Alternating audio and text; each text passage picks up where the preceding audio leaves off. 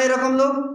যেই লোকগুলা মানছে ওই লোকগুলার আল্লাহ তাআলা ক্ষমা করিয়া নেকি দিয়া পূর্ণ করে দিলেন। আর যেই লোকগুলা মানছে না ওই লোকগুলা কিয়ামতের দিন আল্লাহর কাছে বলবে, রব্বানা আবসারনা ওয়া সামি'না ফারজিনা নামাল সলিহা। ওগো আল্লাহ, দুনিয়াতে কোরআন হাদিস শুনেছি, নবী রাসূলদের কথা শুনেছি, বিশ্বাস করি নাই, মানি নাই, এখন নিজ চোখে জাহান্নাম দেখতে পাইলাম, এখন বিশ্বাস হয়েছে, এখন বুঝ হয়েছে, আপনি দয়া করে আমাদেরকে আরেকটু সময় দিন, আমরা দুনিয়াতে যাই, আমলে সলিহা করব, নেককারগণের অন্তর্ভুক্ত হব।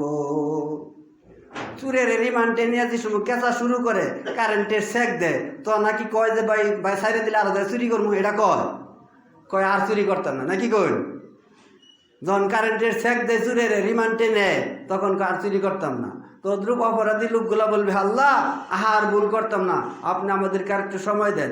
আল্লাহ অন্য এক আয়াতে ইরশাদ করেন, ইজা জাআ আজালুহুম লা ইস্তাখিরুনা সাআতাও ওয়া লা ইস্তাকদিমুন।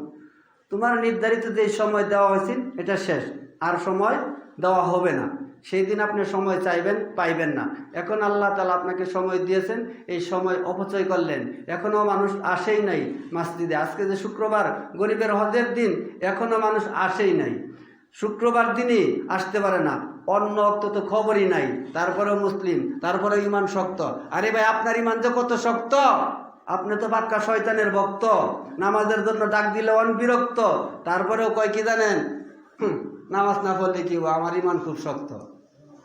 এটা বলদ, এটা বুঝে না যে এটাও বুঝে না, কি যে বুঝে না তাও বুঝে না। যদি আপনি মনে করেন এই পিলারটা রড ছাড়া বানাইছি, রড ছাড়া, তাহলে পিলারটা শক্ত না নরম? আর যদি রড চারটা লাগায় পিলারটা করেন তাহলে শক্ত। তো ইমান শক্ত হয় নামাজ দিয়া। এই বেকুব, তোর মধ্যে ইমানই নাই, তোর ইমান শক্ত হইলো কি দিয়া? এটার ভিতরে রড দিলে শক্ত হয়, রড না দিলে কি হয় না? শক্ত হয় না। তো ইমান শক্ত হয় নামাজ পড়লে, ইমান শক্ত হয় সত্য কথা বললে, ইমান শক্তি পায় সত্য কথা বললে, মানুষকে কষ্ট না দিলে। এখন তুমি এডি করো আর কি কও, ইমান আমার খুব শক্ত। তুই তো বেকুব পাক্কা শয়তানের ভক্ত। নামাজের জন্য ডাক দিল হয় বিরক্ত, কাম করবার লিগে ডাক দিবেন বিরক্ত হইতো না। ভাই বোঝারা তুললে দাও, আর তুললে দিব কি দিত না? দেয়।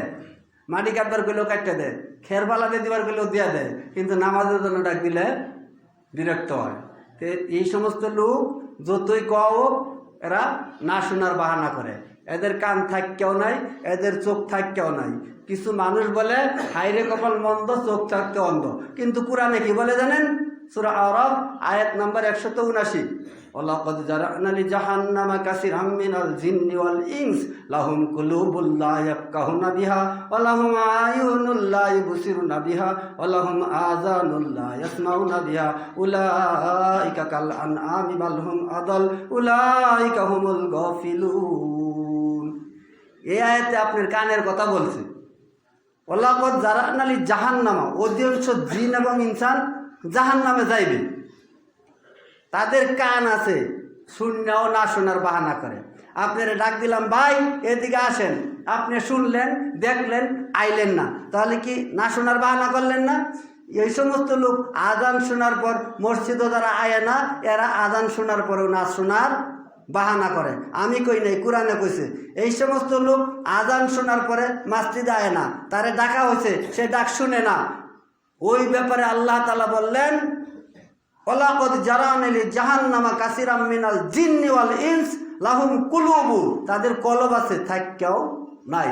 তারা দুনিয়ার ভালো মন্দ বুঝে, আখিরাতের ব্যাপারে কিছুই বুঝে না। লাহুম কুলুবুল লা ইয়াফকাহুনা বিহা ওয়া লাহুম আয়ু অর্থ চক্ষু, ওয়া লাহুম আয়ুনুল লা ইয়াসমাউনা বিহা ওয়া লাহুম আযানুল্লাহ, আযানুল কান, ওয়া লাহুম আযানুল লা ইয়াসমাউনা বিহা, তাদের চক্ষু আছে, তাদের কান আছে, দেখে শুনে, না শোনার বাহানা করে, না দেখার বাহানা করে। উলাইকা কাল আনআমি বাল হুম আদাল উলাইকা হুমুল গাফিলুন। তারা চতুষ্পায়ের জানোয়ারের চেয়েও নিকৃষ্ট, বলি নাউজুবিল্লাহ। কোরআনে কইছে, একটা উদাহরণ দিয়ে আপনারা বুঝাই দেয়। আল্লাহ যে কইলেন, আপনার কথা আল্লাহ কইলেন, পৃথিবীতে যত সৃষ্টিজীব তৈরি করিয়াছে সকলের চেয়ে শ্রেষ্ঠত্ব, সুন্দর, দামি, সম্মানিত করিয়া আল্লাহ তাআলা আপনাকে আমাকে তৈরি করিয়াছেন। আল্লাহ নিজে ঘোষণা দিলেন সূরা ৩, লাকাদ খলাকনাল ইনসানা ফি আহসানি তাকওয়িম। আমি মানুষকে সুন্দর করে তৈরি করছি।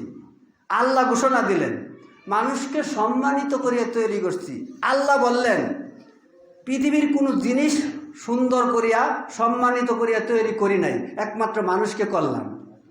এই আয়াতে আল্লাহ তাআলা জানায় দিলেন শ্রেষ্ঠত্ব দেওয়ার পরেও, সুন্দর দেওয়ার পরেও, সম্মানিত করার পরেও এদেরকে বানাইলাম কি চতুষ্পয়ের জানোয়ারের চেয়েও নিকৃষ্ট। কারে বানাইলেন ভাই নিকৃষ্ট? আমার মতো মানুষকে। কাকে ভাই?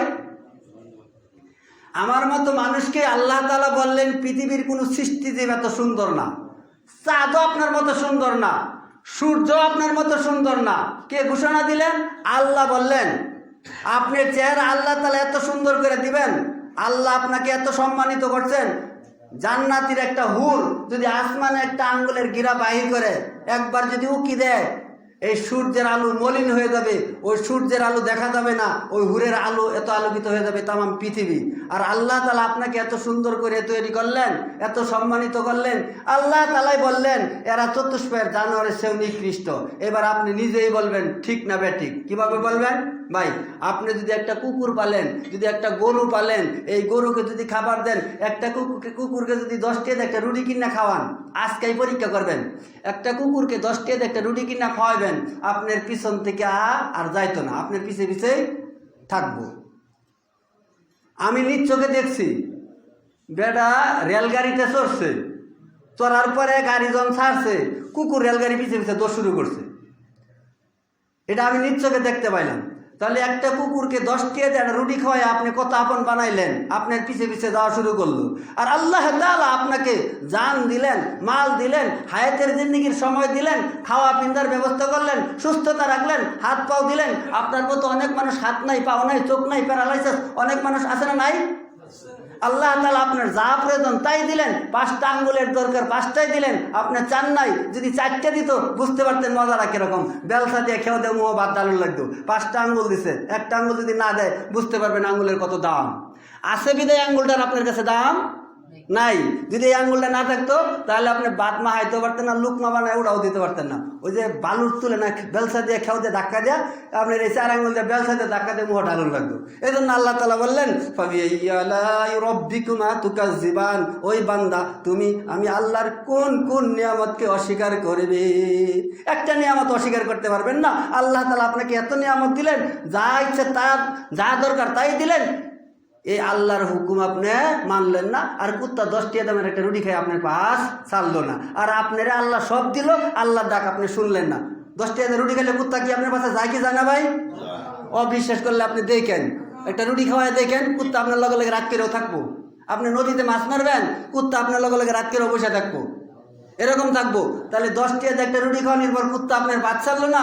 আর যে আল্লাহ আপনার যা প্রয়োজন সব দিল, আল্লাহ হায়াতের জিন্দেগি 24 ঘন্টা সময় দিল, এই সময়টা আপনি আল্লাহকে দিতে পারলেন না। দৈনিক 5টা ওয়াক্ত নামাজ, 5-10 50 মিনিট, বড় দূর 1.5 ঘন্টা সময়। আল্লাহ 24 ঘন্টা সময়ের জিন্দেগির হায়াত আপনাকে দিলেন। দেওয়ার পরে আল্লাহ তাআলা 1.5 ঘন্টা সময় চাইলেন, 2 ঘন্টা সময় চাইলেন, বাকি 22 ঘন্টা সময় নিজের জন্য খরচ করবেন আর আল্লাহর জন্য 2টা ঘন্টা অক্ষ করে দিবেন। এটা কি অসম্ভব? আপনারা যদি 24,000 টাকা দিয়ে আমি যদি কই আমার 2,000 টাকার দরকার, আপনি কি দিতে কষ্ট পাওয়ার কথা? কষ্ট পাওয়ার কথা? তা আপনার বাকি 24 ঘন্টার হায়াতের জিন্দেগি সময় আল্লাহ তাআলা আপনাকে দিলেন। আপনার মতো অনেক মানুষ মায়ের গর্ভে, মায়ের পেটে মারা গেছে, মায়ের গর্ভের থেকে পড়ার পরে মারা গেছে, এসএসসি পরীক্ষা দেওয়ার